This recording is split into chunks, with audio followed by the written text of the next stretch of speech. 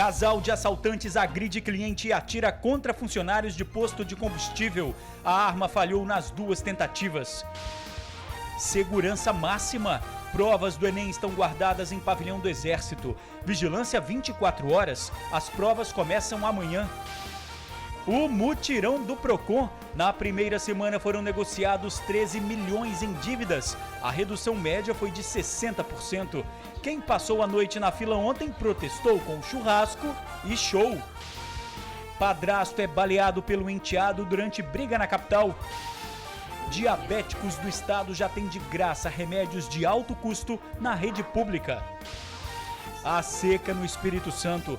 Governo assina acordo com prefeituras para combater o desperdício de água. 6 barragens serão construídas. Uma horta comunitária no quintal de casa. E tudo isso com produção ecologicamente correta. A sustentabilidade é destaque do próximo seminário da Rede Tribuna. Ela perdeu o emprego, foi obrigada a trancar a faculdade, mas garante, vai dar a volta por cima. Com muito bom humor e bem à vontade, a vendedora de chup-chup chama a atenção dos clientes e garante o sustento da família. A gente volta em 1 minuto.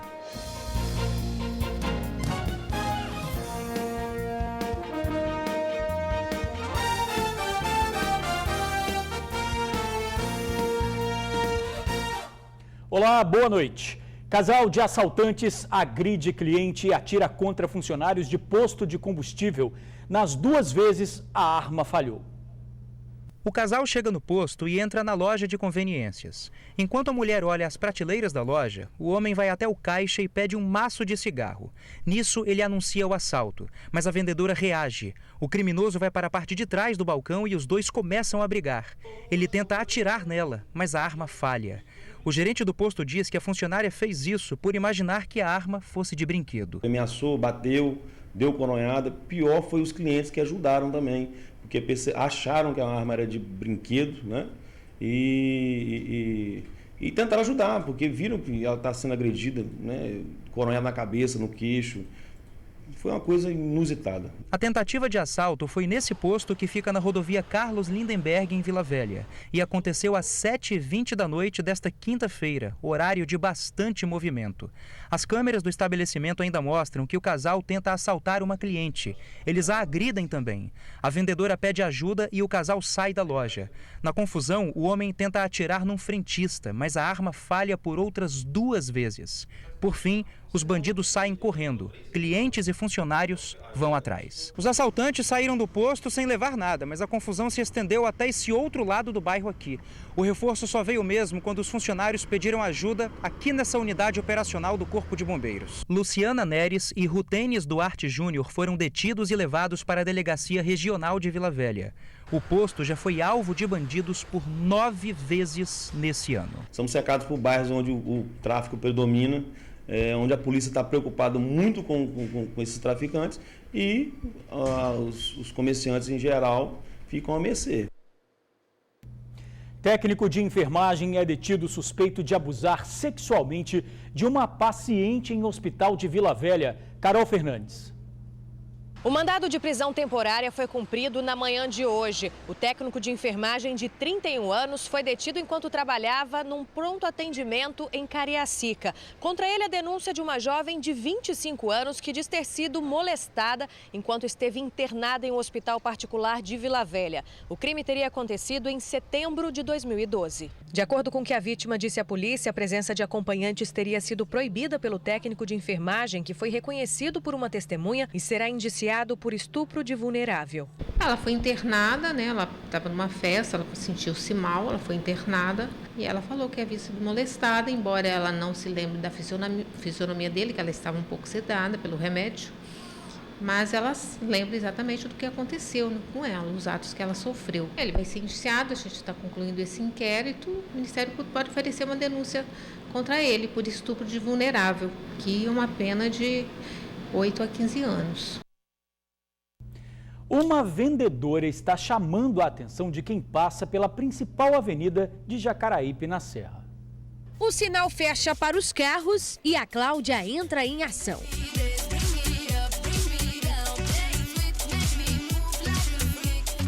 O chup-chup e as trufas são sucesso. Difícil passar pelo sinal da Avenida Abdo Saad em Jacaraípe e seguir viagem sem comprar com a Cláudia. 100%. Muito bom. Aprovado. Vale a pena? Vale a pena, compensa. E barato. Depois de perder o emprego e ter que trancar a faculdade de Direito, a Cláudia se transformou em vendedora de chup-chup e trufas aqui no sinal. E essa tem sido a principal renda dela. Eu tive experiência no final do ano e o que me trouxe novamente foi por conta da crise e eu tive que trancar minha faculdade. Então eu falei, por que não voltar para o sinal? E tá dando muito certo. Eu tô conseguindo pagar todas as minhas contas. Essa é a minha renda principal. Cláudia conquistou até a concorrência. O vendedor de picolés também é cliente. Não tem concorrente, não. Não tem concorrente. Eu não. Produto bom não tem concorrente. Cláudia planeja pagar as contas atrasadas com as vendas no sinal até o início do próximo ano.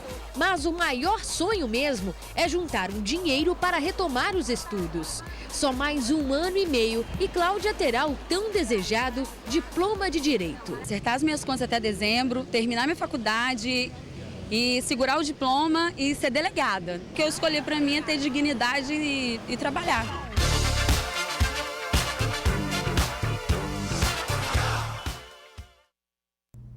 É isso aí, dignidade e disposição. O mutirão dos endividados, a primeira semana termina com 13 milhões de reais negociados. Fila grande durante o final de semana? Nem pensar.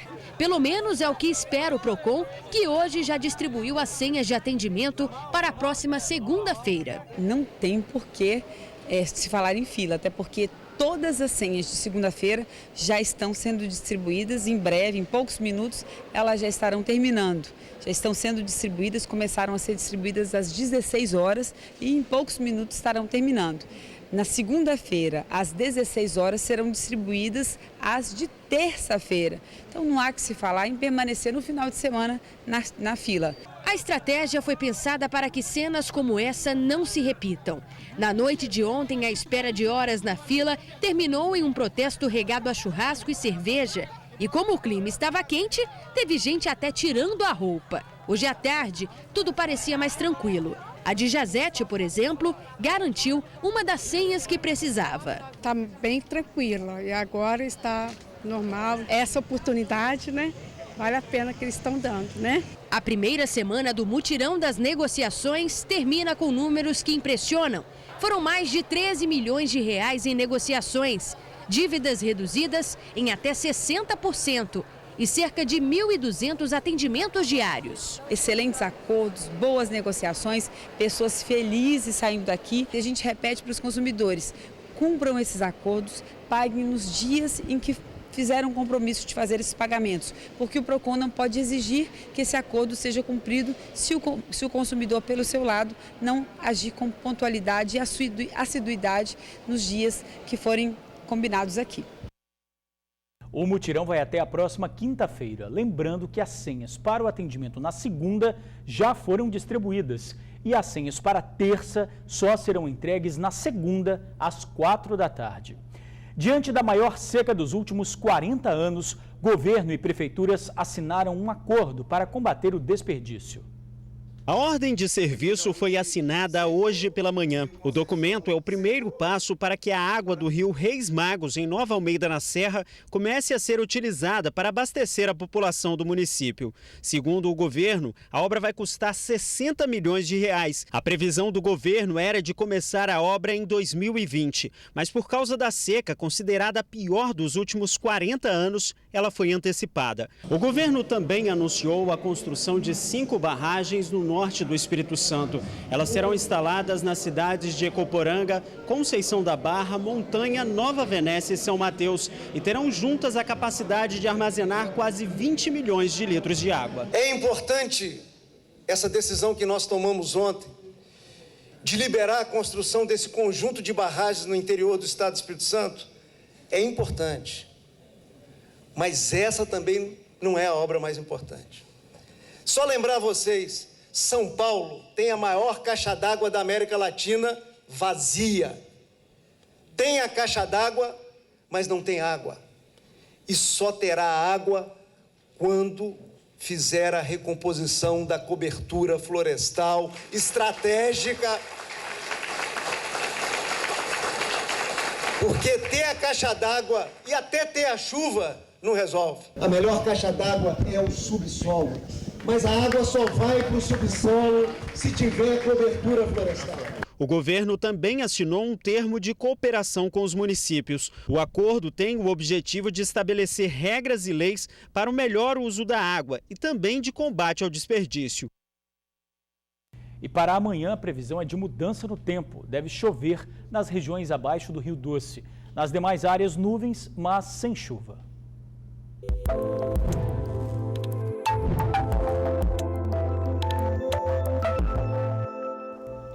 E uma ótima notícia para os diabéticos que precisam de medicamentos de alto custo. Eles podem conseguir um remédio de graça.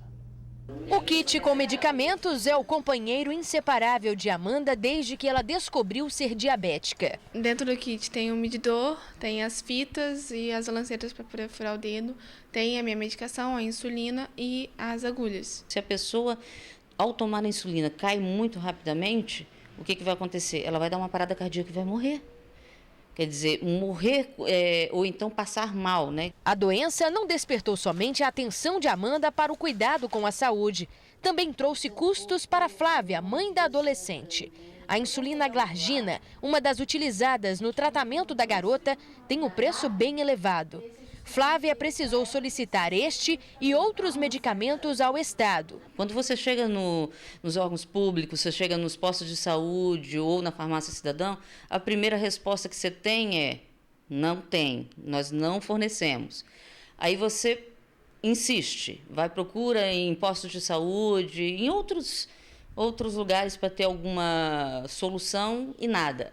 Aí você tem que partir para a Defensoria Pública. A Defensoria Pública Estadual identificou que são muitos os pacientes diabéticos no Espírito Santo que precisam das insulinas Glargina e Lispro, consideradas as mais caras no mercado. Para ter direito às insulinas, o paciente precisa apresentar na farmácia cidadã uma receita médica que comprove a necessidade que ele tem do medicamento. Se mesmo assim a insulina não for fornecida a esse paciente, ele tem o direito de acionar a Defensoria Pública. Caso eles tenham o prontuário médico indicando que as insulinas normais, tradicionais, não são eficientes para seus problemas, eles devem, portando essa receita, buscar nas farmácias popular ou farmácia cidadão essas insulinas, né? Caso não consigam ter acesso às insulinas, aí eles têm que voltar à Defensoria Pública para a gente voltar a ver o que é que está acontecendo. Quando a minha glicose está muito baixa, eu tremo muito, fico desorientada e um pouco sem equilíbrio. E quando está muito alta, eu fico com muito sono e a minha visão fica muito embaçada, como se eu estivesse quase cega. Então esse kit perto de você é como se fosse um médico ali à disposição. Com certeza. As informações estão no site saude.es.gov.br, no ícone Farmácia Cidadã. Segurança máxima. As provas do Enem estão no Batalhão do Exército em Vila Velha. Reta final para a prova do Enem, hora de desacelerar sem perder o foco. Esse grupo de estudantes escolheu a sombra de uma árvore para dar aquela revisada. Aquela certa pressão, a gente acaba ignorando ela quando está em grupo. A gente se sente até mais confiante, mais motivado. Um vai ajudando os outros com as dúvidas. O pessoal da física ali sempre salva e colabora muito com a gente. É muito bom. E cada tempinho que resta é precioso. Por isso, a Ana Carolina faz questão de levar o material de estudo para todo lado. Venho de Cariacica para a escola, estudo aqui em Vitória.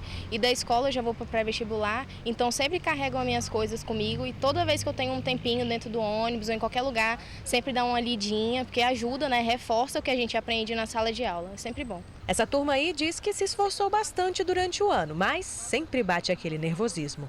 Mas de nada adianta se preparar e acabar errando antes do tempo. Tem que ficar ligado em alguns pontos importantes. A caneta preta de tubo transparente, todo mundo já sabe que só ela entra na sala de prova. E por falar nisso, os portões fecham à 1 da tarde. Por isso, é importante sair de casa mais cedo. E não se esqueça de levar documento com foto. Quem tiver dúvida quanto às regras e locais de prova, pode acessar o site do INEP. Alguns boatos boatos a respeito do possível vazamento de provas do Enem já circulam na internet, mas o Ministério da Educação garante que está tudo sob controle. Só na gráfica em que as provas foram preparadas, existem 400 câmeras de vídeo monitoramento. De lá, elas foram direto para os Correios e, em seguida, entregue às Forças Armadas. Aqui no Espírito Santo, as provas estão armazenadas no 38º Batalhão de Infantaria em Vila Velha. E por aqui o que não falta é segurança. O pavilhão em que elas estão é exclusivo e de acesso restrito. Guarda na porta 24 horas. O portão é lacrado com 2 cadeados. Uma chave fica com o representante dos Correios e a outra com o oficial da inteligência. Ele só pode ser aberto na presença dos 2. Fizemos todo um planejamento de segurança para que realmente seja inviolado.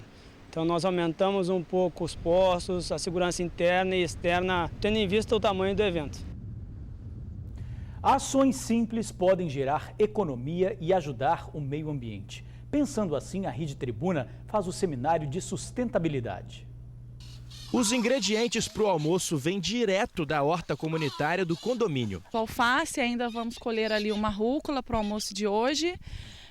Um temperinho verde, tudo vai para a mesa de hoje, fresquinho. Amanhã eu volto aqui para pegar mais. Esta arquiteta que mora na Serra tem o privilégio de colher os alimentos que vai comer nesta horta sustentável. O lixo orgânico dos moradores passa por um processo e vira adubo para a terra. Já a irrigação usa a água da chuva e de um poço. Então não é água tratada, nós não usamos esse tipo de água que acaba... Se hoje, nos dias de hoje, com a falta d'água, seria um problema manter uma horta dessa usando água da rede, né? E as crianças aprendem mesmo. A filha da arquiteta já sabe colher os alimentos e o nome de cada um deles. Eu peguei alface. Pegou alface? Você vai comer esse alface depois no almoço? Vou. O que mais você faz aqui na fazendinha?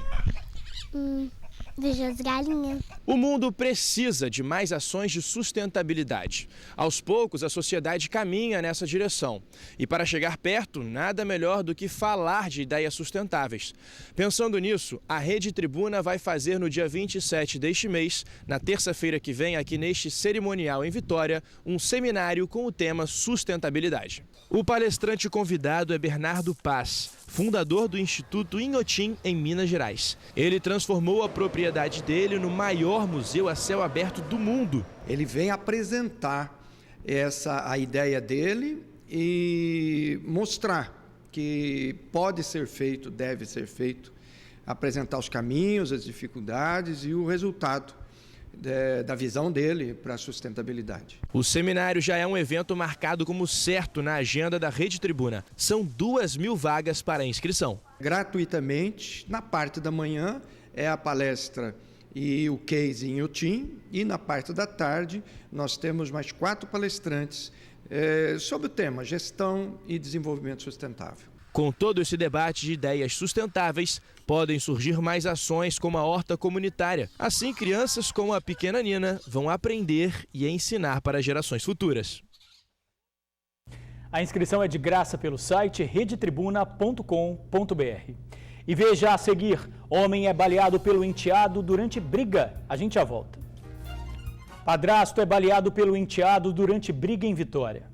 A agressão aconteceu bem em frente a esta casa onde mora o adolescente e o avô dele. Fica no bairro Resistência, em Vitória. Foi no início da noite de quinta-feira. O jovem foi tirar satisfação com o padrasto sobre uma suposta agressão que teria sido alvo o avô dele. Satisfação tirada a tiro. Houve briga e vários tiros foram disparados. O padrasto acabou sendo atingido com um nas costas.